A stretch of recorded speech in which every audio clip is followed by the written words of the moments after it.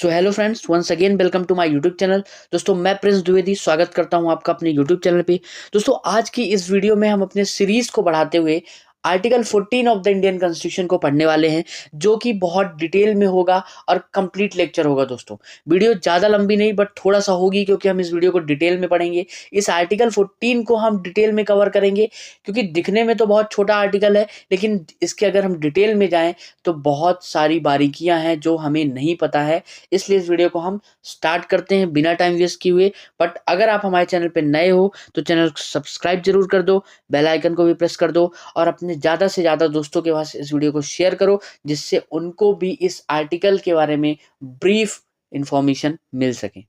तो जैसा मैंने आपको बोला कि आज की इस वीडियो में हम आर्टिकल 14 के बारे में पढ़ने वाले हैं, लेकिन उससे पहले दोस्तों आपको ये जानना जरूरी है कि जो इक्वेलिटी से रिलेटेड राइट्स हैं वो part 3 of the Indian constitution में आर्टिकल 14 से लेकर आर्टिकल 18 तक दिए हुए हैं। आर्टिकल 14 जो है दोस्तों वो इक्वेलिटी के बारे में जनरल सेंस में बात करता है, वहीं आर्टिकल 15 से 18 तक जो आर्टिकल्स हैं वो राइट टू इक्वेलिटी के बारे में एक पर्टिकुलर सेंस में बात करते हैं।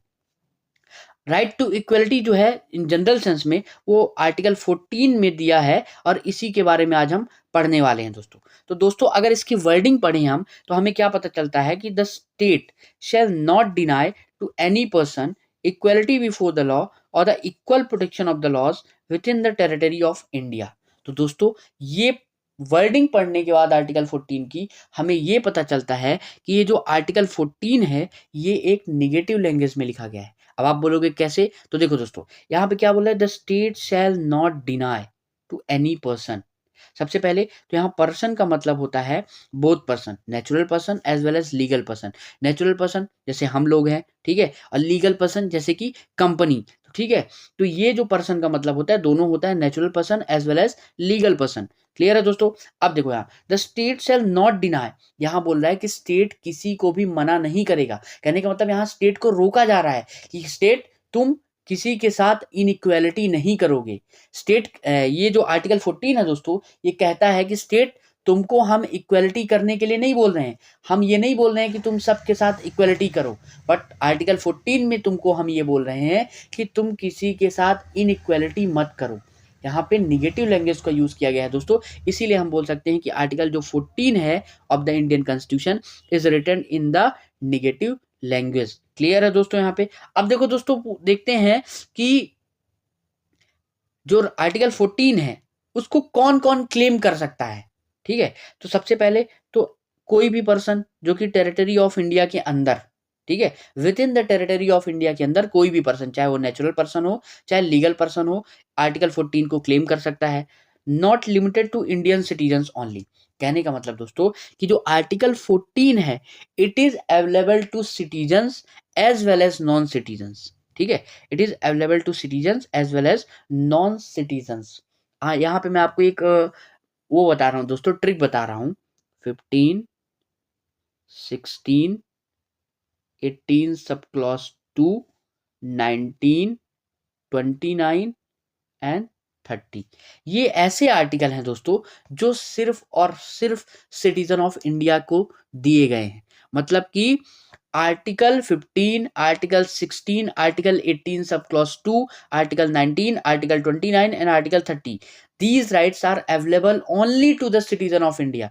मतलब जो देश का नागरिक है सिर्फ वही इन अधिकारों का उपयोग कर सकता है, इन अधिकारों को क्लेम कर सकता है। क्लियर है दोस्तों? तो यहाँ इसमें कहीं आर्टिकल 14 दिख रहा है आपको? नहीं दिख रहा है। कहने का मतलब कि आर्टिकल जो 14 है दोस्तों ये दोनों को अवेलेबल है। मतलब कि चाहे आप भारत के नागरिक हो फिर भी आपको अवेलेबल है, और अगर आप भारत के नागरिक नहीं हो, आप किसी और देश के नागरिक हो और भारत में रह रहे हो, फिर भी आप आर्टिकल 14 को क्लेम कर सकते हो। क्लियर है दोस्तों? तो ये था कि who can claim the right. अब देखो दोस्तों, किसके खिलाफ ये राइट क्लेम किया जा सकता है। तो सबसे बहुत इंपॉर्टेंट बात आपको जानना ये जरूरी होगा कि जितने भी फंडामेंटल राइट्स हैं वो सब स्टेट के अगेंस्ट क्लेम किए जा सकते हैं। ठीक है, किसी प्राइवेट इंडिविजुअल्स के खिलाफ नहीं किए जा सकते। मतलब कि दोस्तों जितने भी फंडामेंटल राइट्स दिए गए हैं आर्टिकल 14 से लेकर आर्टिकल 32 तक, वो सारे राइट्स जो हैं वो सिर्फ स्टेट के अगेंस्ट क्या है, अवेलेबल हैं। मतलब कि अगर स्टेट आपके आर्टिकल 14 का वायोलेशन कर सकता है तो आप स्टेट के खिलाफ केस कर सकते हो। बट अगर कोई प्राइवेट पर्सन या फिर कोई body, private body, private organisation, अगर आप ऐसा आपके साथ इनइक्वालिटी करते हैं तो आप उसके खिलाफ केस नहीं कर सकते हो ये बोलकर कि ये तो हमारा फंडामेंटल राइट्स है, क्योंकि सारे fundamental rights are available against the state. ठीक है दोस्तों। अब अगर आपको पता नहीं है कि स्टेट क्या होता है, तो स्टेट की definition article 12 of the Indian constitution में दी है, जिसके जिसकी डिटेल वीडियो मैंने कवर की है, लिंक डिस्क्रिप्शन में मिल जाएगा, वो आप जरूर देखें। और मेरा तो ये मानना है कि आप पिछली वीडियो को ही देख के इस वीडियो में आए, क्योंकि अगर आपका पिछला कॉन्सेप्ट क्लियर रहेगा तो ये आपको चुटकी में समझ में आने वाला है। ठीक है दोस्तों। अब देखो दोस्तों, अगर स्टेट क्या करता है, कोई आर्बिट्ररी एक्शन करता है, मतलब कुछ मनमाने ढंग से, आर्बिट्ररी एक्शन मतलब जो कि लॉफुल ना हो, कोई ऐसा काम करता है स्टेट जो कि लॉफुल नहीं है, और उस एक्शन से आपको कोई लॉस हो जाता है या इंजरी हो जाती है, तो स्टेट क्या करेगा, स्टेट आपको कंपनसेशन देगा, मुआवजा देगा। क्लियर है दोस्तों। अब हम फिर चलते हैं अपने आर्टिकल 14 के डिफिनीशन पे। तो यहाँ तक हमने देख लिया कि ये आर्टिकल 14 जो है एक निगेटिव लैंग्वेज में बात करता है, ये स्टेट को मना करता है कि किसी भी पर्सन के साथ तुम क्या नहीं करोगे, किसी भी पर्सन की इक्वलिटी बिफोर लॉ और इक्वल प्रोटेक्शन ऑफ लॉस नहीं छीनोगे within the territory of India, ये आर्टिकल 14 बोलता है। लेकिन देखो दोस्तों, आगे बात करता है कि स्टेट जो होगा वो किसी भी पर्सन की इक्वलिटी बिफोर लॉ और इक्वल प्रोटेक्शन ऑफ लॉस नहीं छीनेगा। तो आखिर ये चीज़ है क्या, आप कैसे पता करोगे कि इक्वलिटी बिफोर लॉ क्या होती है, इक्वल प्रोटेक्शन ऑफ लॉस क्या होता है? तो चलिए हम इसी के बारे में सबसे पहले हम देखते हैं कि इक्वलिटी बिफोर लॉ क्या होता है। तो देखो दोस्तों, अगर आर्टिकल 14 आप जनरल सेंस में किसी से पूछोगे तो आपको यही बताएगा कि आर्टिकल 14 में इक्वलिटी बिफोर लॉ दिया है, समता का अधिकार दिया हुआ है। क्लियर है। लेकिन उसके डिटेल में वो नहीं जानता होगा, बहुत कम लोगों के पता होता है। तो आज मैं आपको बताता हूँ। सबसे पहले देखो, कि जो इक्वलिटी बिफोर लॉ है वो एक इंग्लिश कॉमन लॉ से लिया गया है। क्लियर है। और ये एक निगेटिव कॉन्सेप्ट है। इक्वलिटी बिफोर लॉ क्या है, एक निगेटिव कॉन्सेप्ट है। क्लियर है दोस्तों। निगेटिव कॉन्सेप्ट क्यों है, क्योंकि ये बोलता है कि किसी भी इंडिविजुअल को स्पेशल प्रिविलेज नहीं दिया जाना चाहिए, मतलब कि किसी भी एक विशेष व्यक्ति को विशेष अधिकार नहीं दिया जाना चाहिए। और सिंपल से भाषा में अगर मैं आपको इक्वलिटी बिफोर लॉ का मतलब बताऊं, तो इक्वलिटी बिफोर लॉ कहता है कि all are equals before the law and no person is above the law. कहने का मतलब कि हर एक आदमी कानून के सामने बराबर है और कानून से बड़ा कोई भी नहीं है। कहने का मतलब दोस्तों, कि अगर प्रधानमंत्री भी किसी का मर्डर कर देते हैं तो उनके भी ऊपर 302 की धारा ही लगेगी, जो कि एक आम इंसान पर लगती है। ऐसा नहीं है कि वो प्रधानमंत्री है तो उनके ऊपर 302 नहीं लगेगा, उनको छोड़ दिया जाएगा, ऐसा बिल्कुल नहीं है। इक्वलिटी बिफोर लॉ बोलता है कि आप किसी के साथ भेदभाव नहीं करोगे। डिस्क्रिमिनेशन करने से इक्वलिटी बिफोर लॉ मना करता है, इसीलिए ये एक निगेटिव कॉन्सेप्ट है।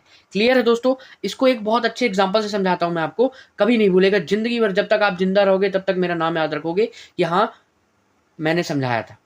देखो क्या है, मेरा एक दोस्त है, उसका नाम है अमीर सिंह। उसके पास बहुत सारा पैसा है। तो एक दिन अपने घर से निकला और अपनी बेहतरीन ऑडी कार से जा रहा था, और कुछ लोग फुटपाथ पे से सो रहे थे बेचारे। तो ये अमीर सिंह अपनी दौलत की नशे में अंधा था और इसने बेचारों के ऊपर गाड़ी चढ़ा दी। और जब इसने गाड़ी चढ़ा दी तो पांचों की डेथ हो गई। अब ये पुलिस भैया थे, बोले चलो अमीर सिंह, अब तुमको हम ले चलते हैं कोर्ट के पास। और अमीर सिंह को उठा के लाए कोर्ट के पास। और जब कोर्ट के पास लाए तो कोर्ट ने बोला, अमीर सिंह तुमने 5 लोगों की डेथ कॉज कर दी है, अब तुम्हें इन पांचों को कंपेंसेशन देना पड़ेगा। तो अमीर सिंह बोला, साहब माय लॉर्ड, कितना कंपेंसेशन देना पड़ेगा? तो जज साहब ने क्या बोला कि पर पर्सन को 5 लाख, मतलब 5 लोगों की डेथ हुई है तो तुमको 25 लाख रुपीज कंपेंसेशन देना पड़ेगा इन लोग को। अमीर सिंह के पास बहुत पैसा। अमीर सिंह बोला, जल्दी जल्दी 25 लाख दो, 25 लाख लो और मेरे को फुर्सत करो। और अमीर सिंह 25 लाख देकर चला गया। अब देखो दोस्तों क्या होता है कि कुछ देर बाद वहीं पे एक मेरा और दोस्त आ रहा था, जिसका नाम था गरीब सिंह। और उसके पास, बेचारे के पास नैनो थी। मतलब वो इतना गरीब भी नहीं था, मतलब एक गरीब था, मिडिल क्लास वाला गरीब था। तो उसके पास नैनो थी और वो भी बेचारा जा रहा था घूमने। तो उसने भी गलती से क्या किया, इन पांचों के ऊपर गाड़ी चढ़ा दी।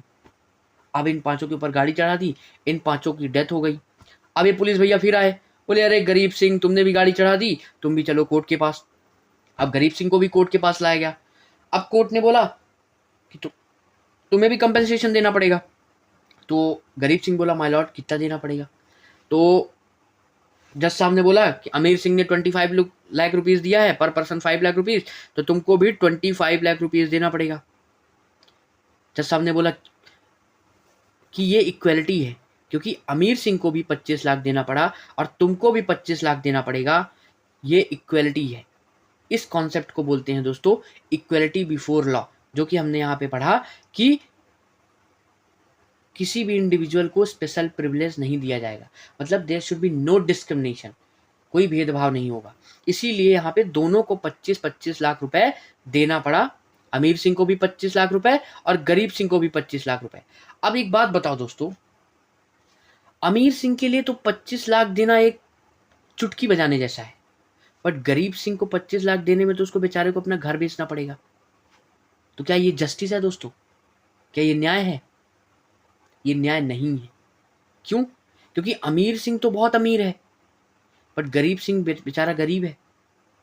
तो इन दोनों के साथ एक जैसा ट्रीटमेंट कैसे हो सकता है? एक जैसा ट्रीटमेंट नहीं हो सकता है। अब क्या करेंगे?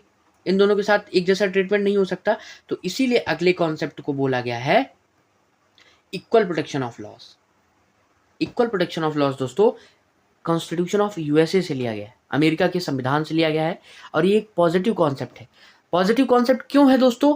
क्योंकि ये बोलता है कि states must do a reasonable discrimination, मतलब स्टेट एक रीजनेबल डिस्क्रिमिनेशन कर सकता है। इक्वलिटी बिफोर लॉ में दोस्तों हमने पढ़ा कि वो निगेटिव कॉन्सेप्ट था। क्यों? क्योंकि वहां पे स्टेट को डिस्क्रिमिनेशन करने से रोका गया था, और जज साहब ने दोनों को 25-25 लाख भरने के लिए बोला था। But equal protection of loss क्या बोलता है कि अगर दो व्यक्ति एक जैसे हैं तो उनके साथ एक जैसा व्यवहार किया जाना चाहिए, एक जैसा ट्रीटमेंट किया जाना चाहिए। मान लो ये आमिर सिंह होता और उसके बगल में मुकेश अंबानी होते, तो दोनों को 25 लाख देना जस्टिस होता, बट गरीब सिंह को और अमीर सिंह को 25 लाख देना जस्टिस नहीं है। इसी कॉन्सेप्ट को बोलते हैं दोस्तों इक्वल प्रोटेक्शन ऑफ लॉस। ये बोलता है कि like should be treated like and alike should be treated alike. Clear है दोस्तों? आई होप बहुत अच्छे से आपको ये कॉन्सेप्ट समझ में आया होगा।